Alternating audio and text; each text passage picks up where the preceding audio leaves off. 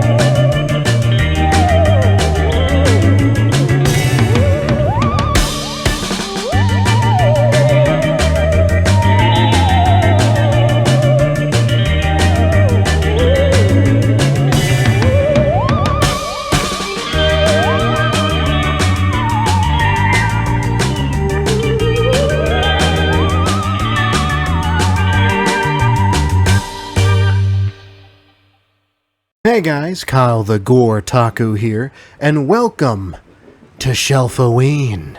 Quick rundown as to what Shelf-O-Ween is, taking inspiration from Cinemassacre's Monster Madness and Linkara's Long Box of the Damned.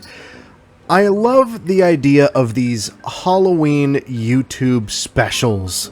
I grew up with Cinemassacre's Monster Madness. The first Monster Madness I watched was Godzilla-thon, because I was really into Godzilla as a kid, and not so much into horror movies. But then, as I grew up, I wanted to see the other Monster Madnesses, so I did. The first Monster Madness that I caught live, day by day, was Camp Cult.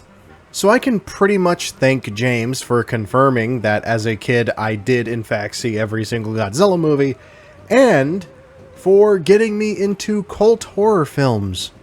Then when I was in high school, I discovered Linkara's Long Box of the Damned, which, as you can see, I also enjoy horror comics.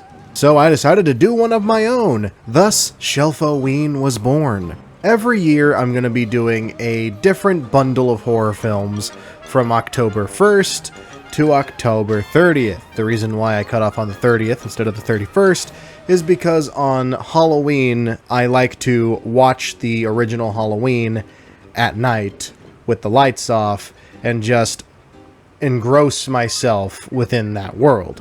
It's something I've done since high school, and it's something that has become sort of a Halloween tradition for me.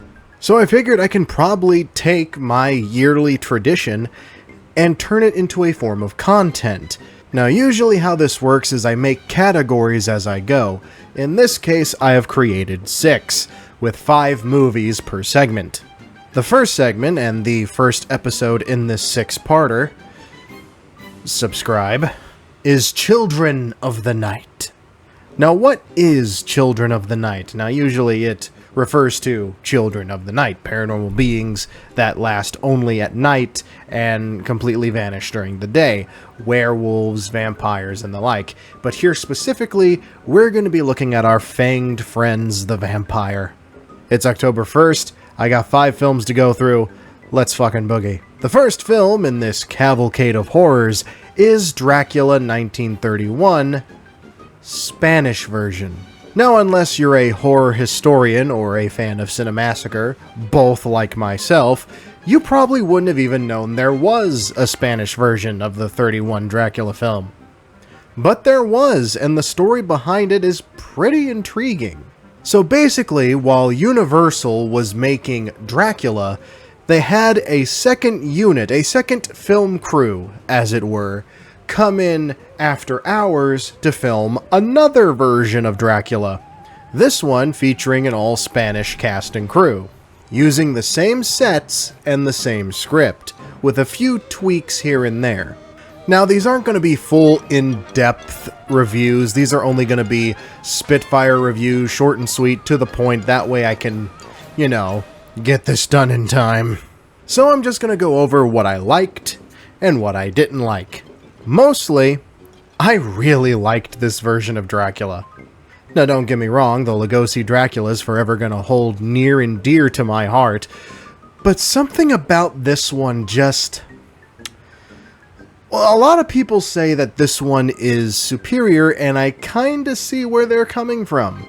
Starting off with the performances, The performances given by everybody are super expressive. Everyone's facial expressions and mannerisms, they're way more animated than the English version. And according to an interview with one of the actresses on the film, that's just how they rolled. Evidently, the idea of emoting during a scene hit harder in Mexico than it did here in the US. Dracula in the Spanish version is played by Carlos Valerias, who plays him like an absolute fucking psychopath. Where Lugosi played Dracula like he was wearing a mask of sophistication and class, Carlos from frame 1 looks like he's going to eat your heart while you sleep. It's his eyes and his smile, man. It's a face that says, "You're mine now, and you're never making it out of here alive." The story itself is beat for beat the original film, which some cases most people would say is bad. But two things. One, it's a good-ass story, and two, there's enough different here and enough new that it kind of gives a different experience. It feels different yet familiar, and I don't know how to feel about that. Entertained, most likely. There are a few additional scenes that weren't in the English version, like when Renfield witnesses Dracula about to enter his coffin and faints out of sheer shock. We also get a shot of Dracula crawling out of the cargo hold of the Demeter, accompanied with shocked expressions from the crew. Instead of the captain being tied to the helm of the ship, in the Spanish version he died of fright, and his hands are permanently locked due to the rigor mortis onto the helm. The cinematography has its share of differences as well. There are more zooming and complicated camera tricks used. In the English version, the camera would catch the coffin door opening, it would pan away for a beat, and then pan back to reveal Dracula. In the Spanish version, when the coffin opens, there's a huge plume, eruption of smoke, and Dracula actually rises out of the coffin. In Lugosi's version, they shined a thin light over his eyes to give them a sort of hypnotic effect. In the Spanish version, they intensely zoomed in on Carlos's eyes, which gives it almost the same effect. Different technique, but the same outcome. One of my favorite additions is when Dracula and Van Helsing have their first real confrontation in Seward's home. In the English version, Van Helsing overcomes Dracula's mind control, leading Dracula to compliment the man on how strong his will is. In the Spanish version, Van Helsing breaks free of his influence without Dracula's knowledge, and tricks Dracula into thinking he discarded his cross. Then, when Dracula brings down his veil, Van Helsing shoves the cross into his face, leading to him frightfully leaving the premises. They also actually show Dracula killing Renfield. In the English version, we don't really see the entirety of Renfield's demise, but in the Spanish version, we see him choke him out like a freaking pimp in a New York alleyway.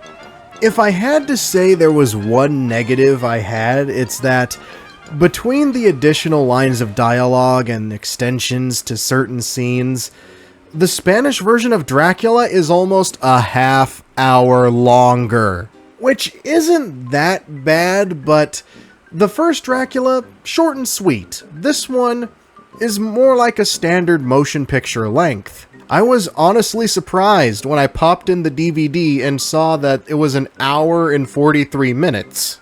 1930s movies don't usually go for that long. But the one thing that this version has above the English version is that it actually has an ending. In the English version of the film, Dracula gets staked, Mina and John reunite, they walk up the staircase into the sunset, and then the end screen just appears. No bits of dialogue, nothing. This was honestly the biggest complaint that a lot of people have about the original Dracula. Even James A. Janisse thought that this was kind of jarring. But then comes in the Spanish version, which actually gives us a legitimate ending. We get some added dialogue of Eva and Juan reuniting, and Van Helsing stating he's going to stay behind to lay Renfield to rest and save his soul, which he promised him earlier in the film. Then we get the ending to the English version, where they're walking up the staircase into the sunset, and then we get the ending card. Overall, a lot of people say that this one is superior to the English version, and I have to say, in terms of cinematography, extension and additions to scenes that were pretty much needed, I'd have to say that in certain areas, they're correct. In a way, it kind of makes you wonder why they didn't, like, take notes off of each other. Like, communication between the English version and the Spanish crew working together to try and work something out with this, because in a way, it almost feels like the Spanish version had people who were more experienced in the art of motion picture filmmaking. In my heart, I will always love Bela Lugosi's original Dracula, but the Spanish version is one hell of a sort of... It's not exactly a remake. It's one hell of a mirror image, you know? Sort of like when you look at yourself in the mirror and you're like, damn, I look good today. Not that I would ever know that feeling. So yeah, I really enjoyed the Spanish version of Dracula. But now let's step away from the golden age of the 1930s and see something a little more modern. Which brings us to night 2 and our second feature, 30 Days of Night. I haven't seen this movie in a long-ass time. Last time I saw it, it was either on the Sci-Fi Channel or Chiller. How many of y'all remember Chiller? Only on Chiller. Scary good. Ooh, spooky. The story behind this film's inception is pretty interesting, because originally, the creator of the story shipped it around as a comic book, a graphic novel, but no one wanted to pick it up. No one had faith in it. So he said, alright, fuck you then. I'm gonna go and make it a movie instead. So he made it into a movie. And as soon as the movie started doing numbers, here comes IDW. Hey, still want to make that comic book? 30 Days of Night is about a clan of vampires that decide to go on a little Alaskan vacay. They choose one small town in the middle of the frozen tundra that experiences a phenomenon where they go 1 month a year without sunlight. Believe it or not, this is a real thing. Due to the rotation of the Earth, some sections of Alaska, especially in the middle of the Arctic, do not get sunlight for a gratuitous amount of time. Sometimes, whether it be their nights are extended, or they go days, or in this case, a month without sunlight. It's actually a really interesting phenomena, and a perfect choice for a vampire movie. Speaking of the vampires, these aren't your usual suave, debonair, high society vampires. No, they're fucking savages. They're more like feral beasts more than anything, with the cognitive thought of human beings. They also speak their own ancient language from centuries past.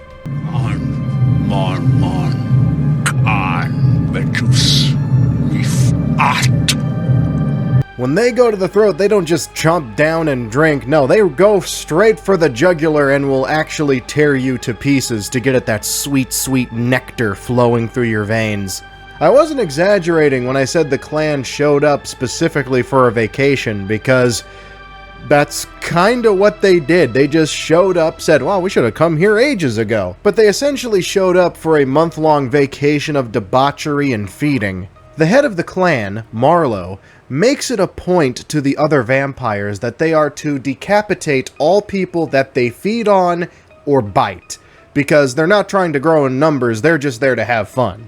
Each vampire has their own specific look and design to correspond with where they're from and give them character. They don't have names, per se, except for Marlowe, but we never really learn his name outside of the comics. And boy, let me tell you, this is a bloody, blood-soaked movie.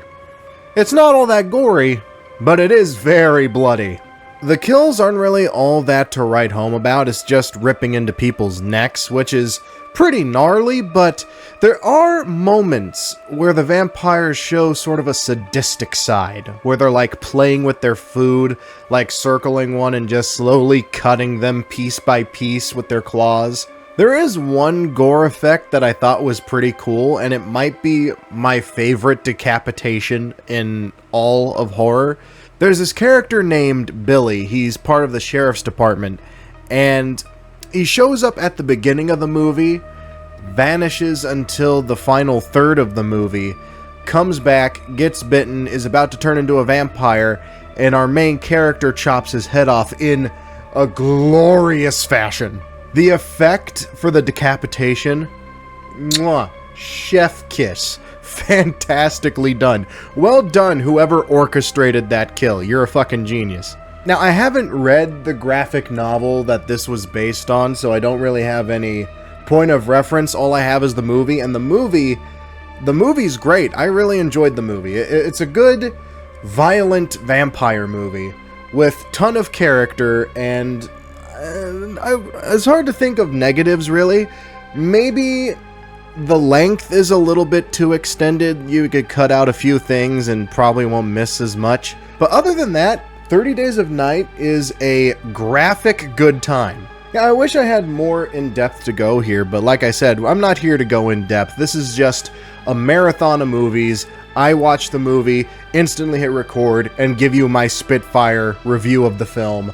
And from what I've seen, this is a damn good vampire movie. But enough of the modern stuff. Let's take a break from the modern stuff. Step into a time machine, hop in a DeLorean, because we're going back to the holy decade of the 80s. 80s? Vampires? We must be talking about The Lost Boys. Yes, The Lost Boys is movie number 3 in this little horror-thon. The quintessential 80s vampire movie. And with good reason. Frankly, I don't even know if there's anything I can say on the subject.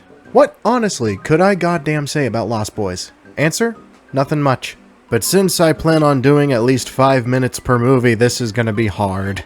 The idea for Lost Boys came about when one of the 3 damn writers, I don't remember which one, like I said, I'm not doing a deep dive here, thought about the plot of Peter Pan and said, hey, what if we do vampires? I mean, you couldn't figure that out. I mean, the movie's called Lost Boys, for God's sake. A lot of what I like about Lost Boys is some of the same things that I liked about Return of the Living Dead, in which it's sort of like a time capsule of some 80s nostalgia.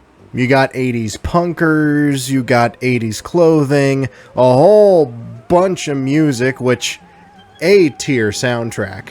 I'm really trying to think of other things to say, but there isn't really anything I can say that hasn't already been said. The movie is damn near a masterpiece. From the first time I saw Lost Boys to still to this day, favorite character is still David. I mean, come on, it's fucking Kiefer Sutherland. He's in one of my favorite vampire movies, he's in one of my favorite westerns.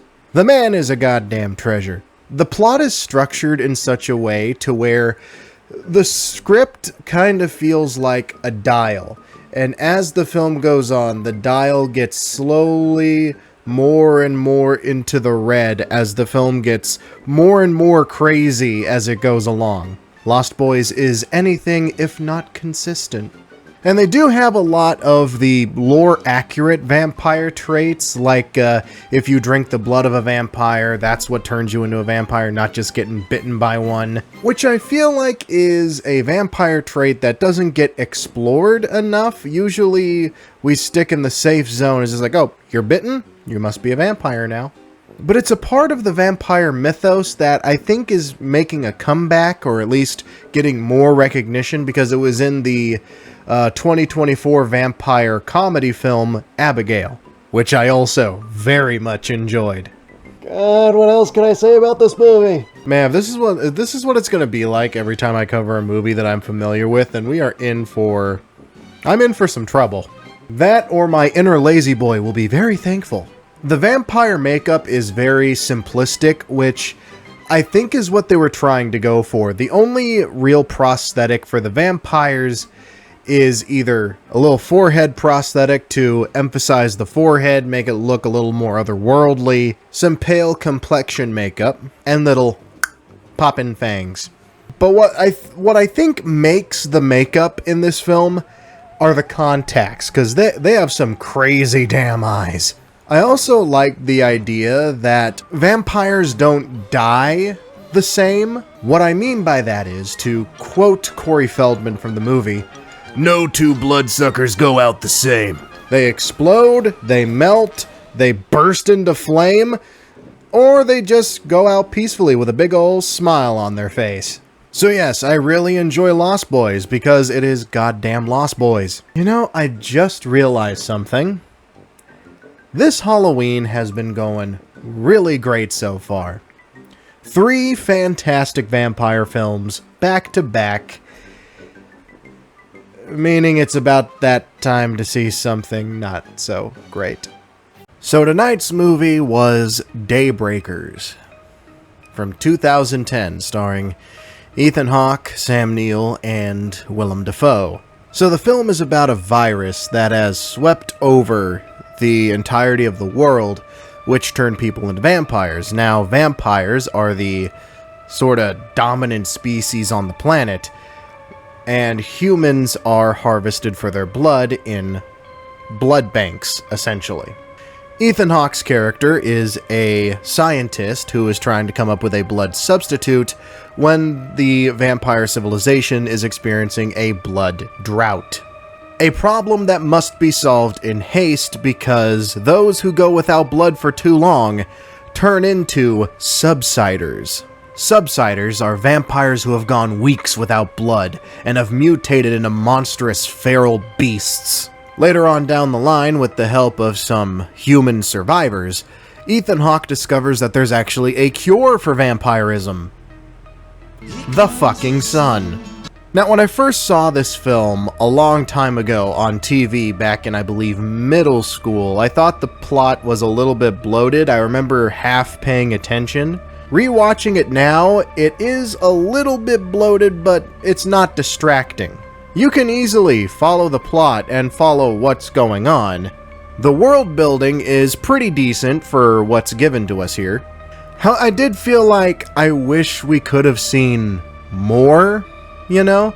Like there's this scene where a vampire SWAT team, a task force, is going into the sublevels of the city to hunt down the subsiders, and I wish we saw a little bit more of that. We kind of just get them going into the subway, and then we don't really see them capturing the subsiders or any particular fight that could have spawned from that.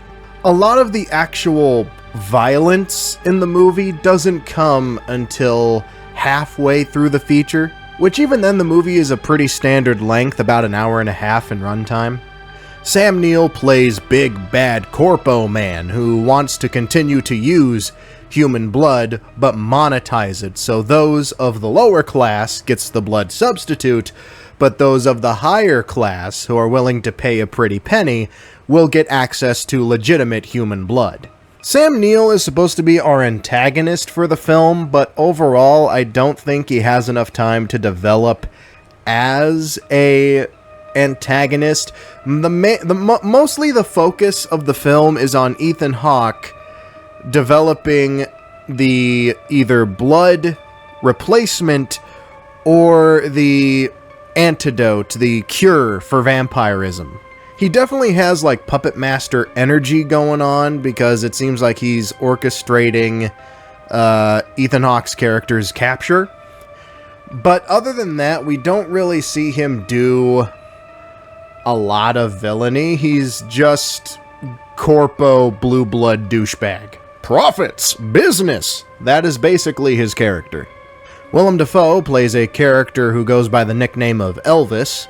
His character is a vampire turned human survivor. He was the one that first discovered that there was in fact a way to revert vampirism. I gave him the nickname Elvis mainly because his character is supposed to have a lot of charisma, and he does have charisma. He does crack the occasional wisecrack, but other than that, it's just Willem Dafoe being Willem Dafoe. Overall, Daybreakers was a good movie. Nothing great, nothing fantastic, but it was moderate, I guess I could say. Again, the world they built was kind of fascinating to me.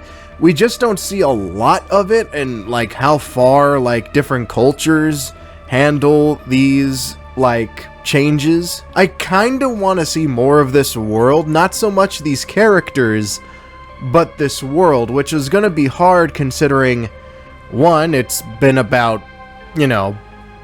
14 years, but also that the movie ends with them leaving to spread the cure of vampirism out into the world. Yeah, it was an alright film. It was okay. I was not bored watching. It wasn't the best thing I've seen so far, but it was, as I said, moderate.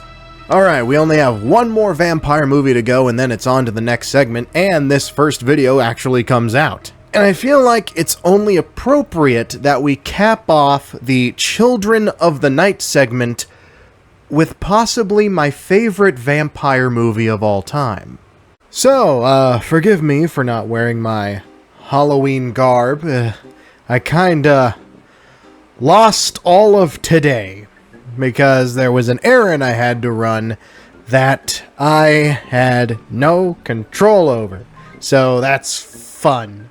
So, my favorite vampire movie of all time, Horror of Dracula, hands down. I love Hammer. Hammer, to me, was the horror studio between the 50s up into the 70s. I dedicated almost a whole month to collecting every single Hammer Frankenstein and every single Hammer Dracula, and I've succeeded on that front.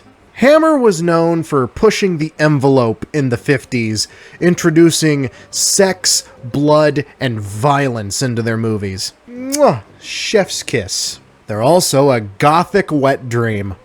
There's a certain level of dark atmosphere when it comes to Hammer. Very Victorian Gothic, I love it. So the film actually opens with a little nod or homage to the book by having it being narrated by Jonathan Harker like he's writing down in his journal. For those of you who have not read the Dracula novel, the whole novel is basically a compilation of journal entries, newspapers, and diaries of the characters in the movie and their experience and encounters with Dracula. Jonathan Harker himself is from the Dracula novel. However, much like his counterpart, he doesn't really last that long. About 18 to 19 minutes to be exact.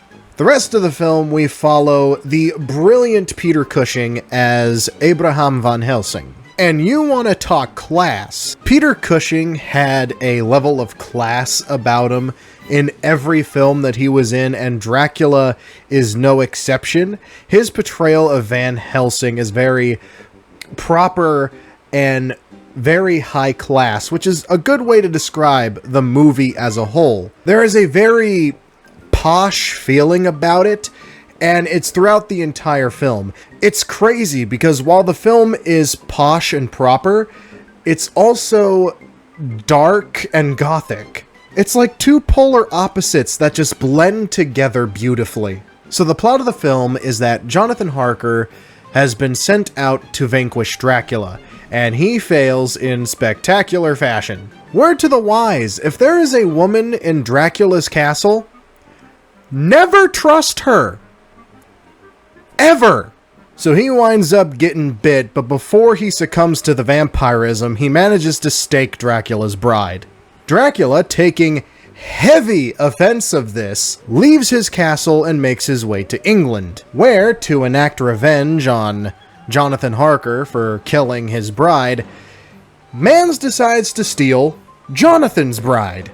And he pretty much succeeds. Seriously, he drains her dry. Next thing you know, she's wandering the English countryside, luring small children to her coffin with the promise of play. That doesn't sound right. And the rest of the plot is essentially Van Helsing and Lucy's brother trying to hunt down Dracula. Dracula being played by the legendary Christopher Lee, who, fun fact, did not like the dialogue in this movie. so he refused to say it. I'm not joking, he only has like 3 lines in the movie, and they're all at the beginning act. After that, silent serial killer. Once his bride is dead, he pops the fangs and goes feral. Man is out for blood, figuratively and literally. He plays him with such ferocity that he is actually scary. Man has murder in the eyes. When he looks at you, you just feel like, yep, this is it, I'm going to die. Which I think is why I like Christopher Lee's Dracula so much, because unlike other Draculas, he is easily the most violent. Man is not afraid to drop a body. He don't care who you are, what society you're part of, what your stature is. If he wants you dead, you are going to die. He is easily the most dangerous Dracula, and definitely the most deranged. But that's the kind of like the spice to it, though. He's deranged, but still classy somehow. Like, when he's saying his only lines at the beginning of the movie, like introducing Jonathan to his castle and where he'll be staying, he comes off just as posh and proper as everyone else in the film, which makes it even greater and more scary when he flips the switch and goes into full monster mode. Also, don't think that whole thing about him not liking the lines they wrote for him be like a one-movie thing, because he just straight up rejected the entire script of the second movie. He doesn't say a word. I'm not joking. In the second movie, he just threw out the script, let the director say what he needed to say on what, and so that he can direct him on what to do in a scene, but he refused to say any dialogue. Not gonna lie, that's kinda gangster. I kinda love that. But we're not here to talk about Dracula Prince of Darkness, even though I could gush about this franchise till the sun comes up. But point being, Horror of Dracula is easily my favorite one out of the entirety. Prince of Darkness may come in second place. Whenever I'm in the mood for a vampire movie, that's usually the one that I pick to watch. Anyway, that has been the first part of this 6-part Halloween special. I hope you guys are with me on this, because there's a lot of work going into this. I literally watch the movie, take notes, record, and edit all in the same night. Every single night. And then once we're done with a category, I compile them together and upload it. It's a lot of work, and frankly, I enjoy the challenge. Because let's face it, if I don't, commit to projects, then what am I even doing here, you know? So this has been the first segment, Children of the Night. Join me next time on the, I think the 12th? Pretty sure. For our next category, Damn Nature, You Scary. Super excited to keep this train rolling. Hope you guys are locked in with me. Let's do this. Let's enjoy Halloween together, huh? I've been Kyle the Otaku, and I'll see you guys in the next one.